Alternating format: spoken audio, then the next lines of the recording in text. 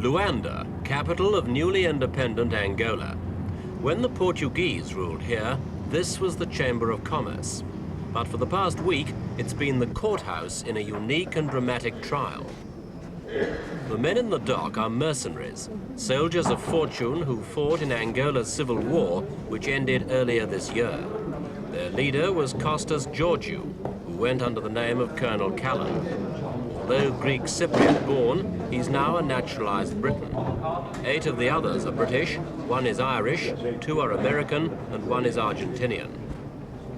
They were paid to fight against the MPLA, the movement which won the civil war and which now runs Angola. Having been captured in action, they have now been charged with crimes against peace and against Angola. The concern of the thing comes from, man.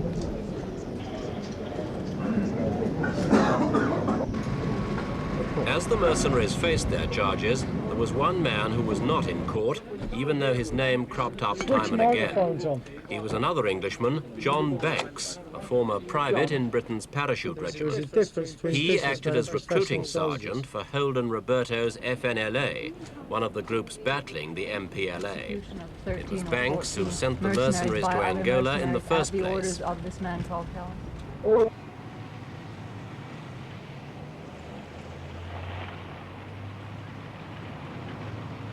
Nearly 100 of them left in January, sprinting hard to avoid the photographers. Later on, the Angolans were to charge the British government with complicity for allowing some mercenaries to leave without even a passport.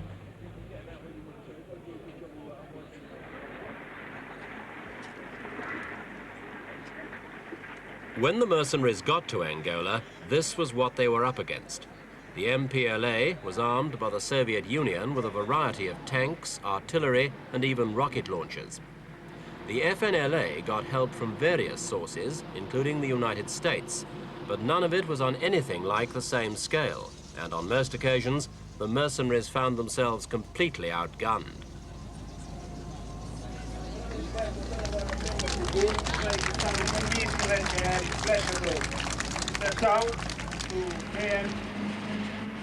There was a difference in personnel, too. As many as a third of the mercenaries lacked any kind of military experience. The MPLA, by contrast, was supported by a contingent of some 12,000 highly trained Cuban troops. They were at first described officially as advisors, but it wasn't long before reports from the battle zones made it clear they were actively engaged in the fighting. Against such well-equipped and disciplined forces, the relative handful of mercenaries stood little chance.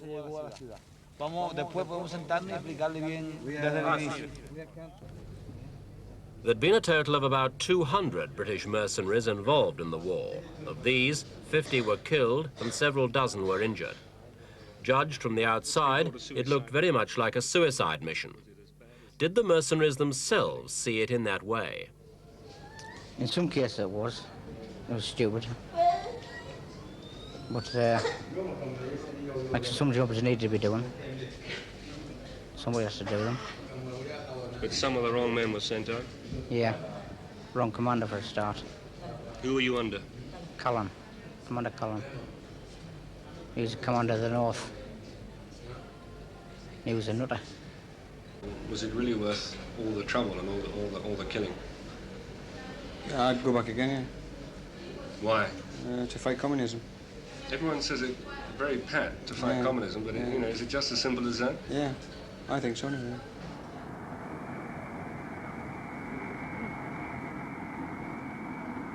The survivors returned to England in February, but there was no easy passage this time. The law was waiting for them, and they were all questioned by officers of the Special Branch and the Serious Crime Squad. It had been a disaster, and they were thankful to be back home. These men certainly hadn't gone to fight communism. One of them spoke to us, but insisted on remaining anonymous. I went out there basically to get enough money to buy a house. This country at the moment is in such a state that to earn many reasonable money is impossible. I was just doing the best I thought for my family. I don't class myself as a mercenary. I don't think any one of those men that went out there classed themselves as a mercenary. We went out just for a job to actually earn some. The returning mercenaries brought confirmation of a horrifying story concerning Callan, which had already filtered through from the battlefront. Lewis Elford was one who claimed to have the details of what happened at Makela do Zombo in northern Angola.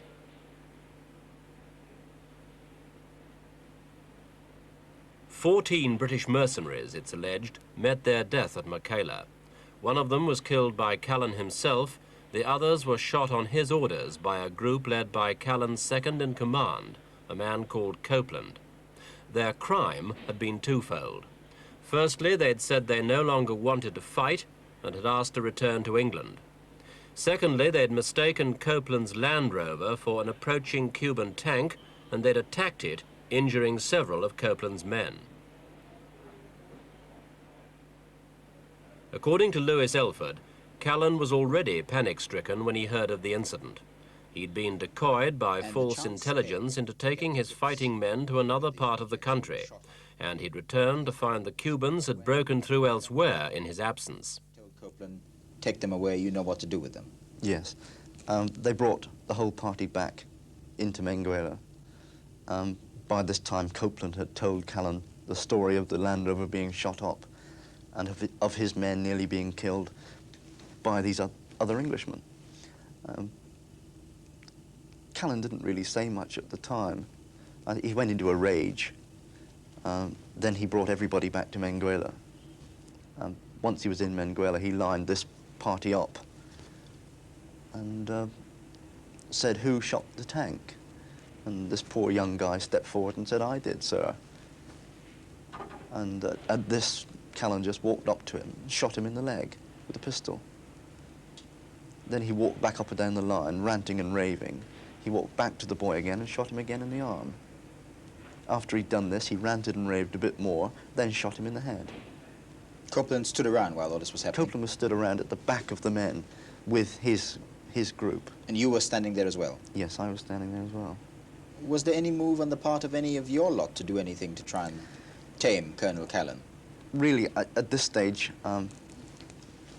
having a bit of experience in such matters, it was thought of, yeah, but there wasn't much anybody could do. If anybody had made a move towards Callan, then the men behind with Copeland would have got them. There's no ifs or buts about it. You see, there is a suggestion of complicity in this crime, that there were a number of other people around, and Callan seemed to be able to have his will. But you're not sort of talking about men who just had a good night's sleep, a nice sort of hearty meal, were quite refreshed. You're talking of very tired men.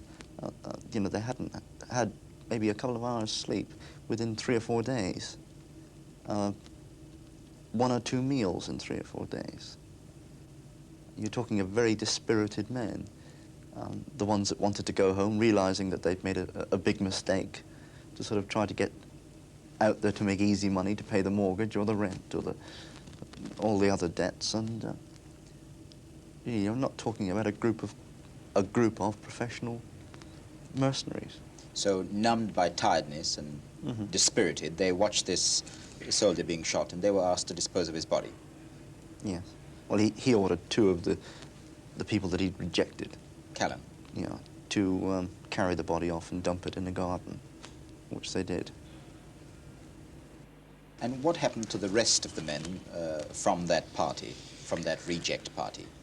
He then ordered them all to strip their clothes off and take their uniforms off. He was quite fanatical about this and sort of started to scream, "You're not fit to wear uniforms, take them off," and ripped their clothing off. And they ended up stood there in their underpants and their vest and their socks.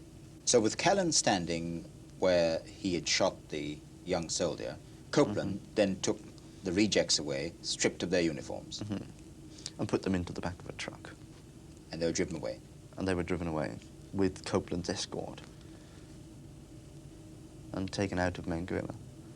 And the next really that anybody heard was a sort of long burst of firing. From the outset, the Angolan government used the trial to show the people of Angola and the world that the aura of invincibility that had surrounded white mercenaries had finally been destroyed. Wall posters proclaimed how the Angolan people and their army had smashed the mercenary myth. To press the point home, some posters showed a mercenary helmet with American dollars pouring from it. The theme was repeated in a booklet handed to all journalists in Luanda, which contained biographies of the mercenaries. In the official indictment later, Callan was described as a racist with a fascist mentality and a man with extreme contempt for life.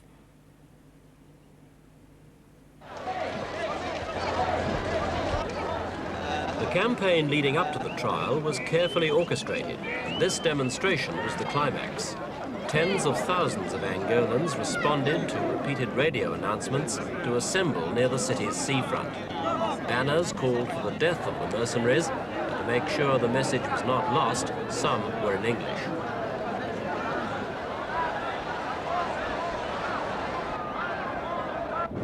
Another government initiative included an international commission to investigate the whole question of the recruitment and operation of mercenaries. Guests from 29 countries and 3 liberation movements were also shown a display of captured mercenary equipment in the hall adjoining their conference room. Apart from the weapons, the exhibits included American dollars. Also shown were mercenaries' passports and pictures of Angolan and mercenary dead.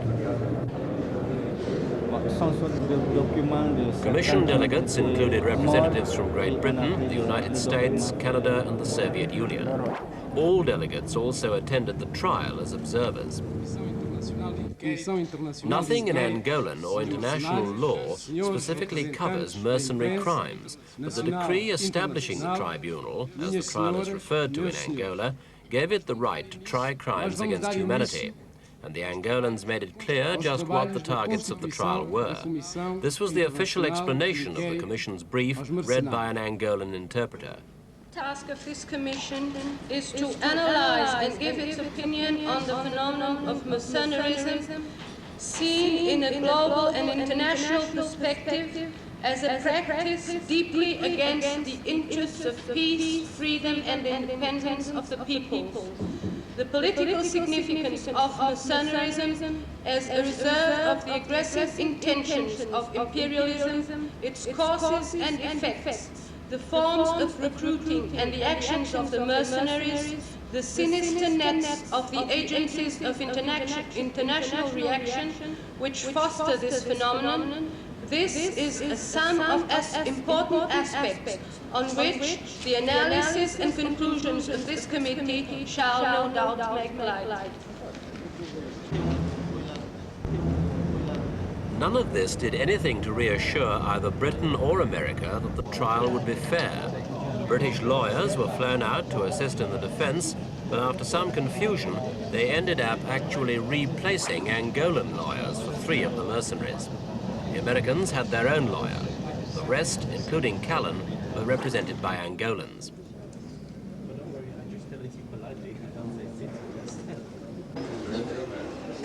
As the British lawyers soon found, the court was very different from the Old Bailey, but it was efficient. Interpreters provided instant translations in 5 languages. Presiding over the case was Attorney General Ernesto da Silva, assisted by 4 other judges, 2 of them lawyers.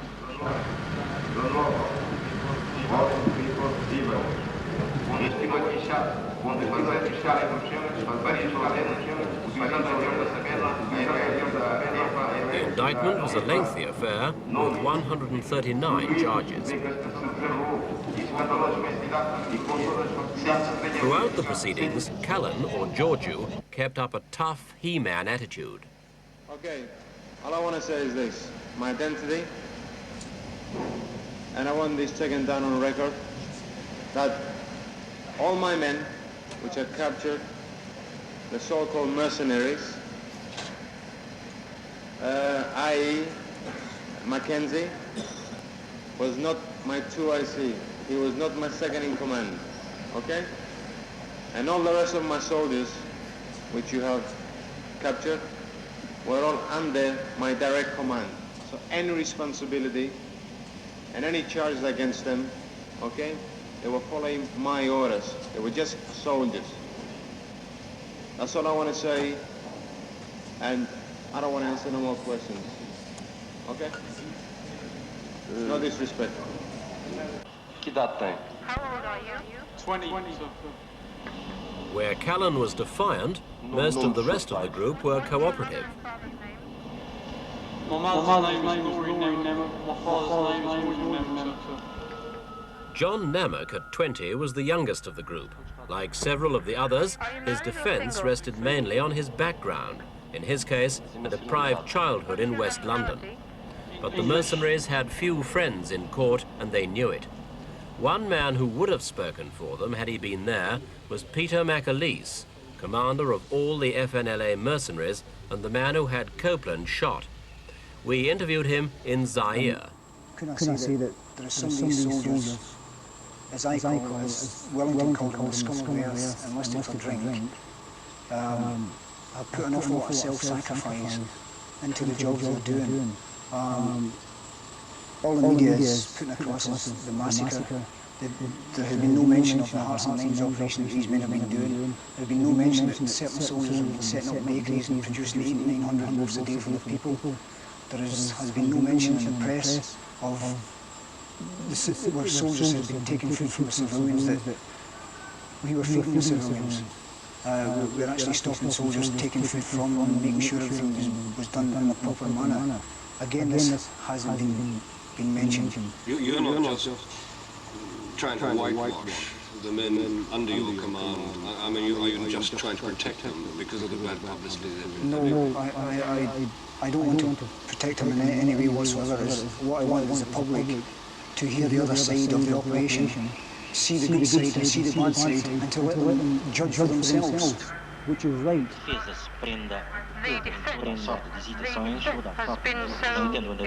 As the trial neared its close, it was generally agreed that the proceedings had been a good deal fairer than some foreign observers had thought they would be. But it was also clear that the accused were being charged not so much for individual offences as for the basic crime of being a mercenary, and on that score they could only be judged guilty. Most observers felt that though the death penalty had been asked for, it was unlikely to be carried out on anyone, apart perhaps from Callan. Room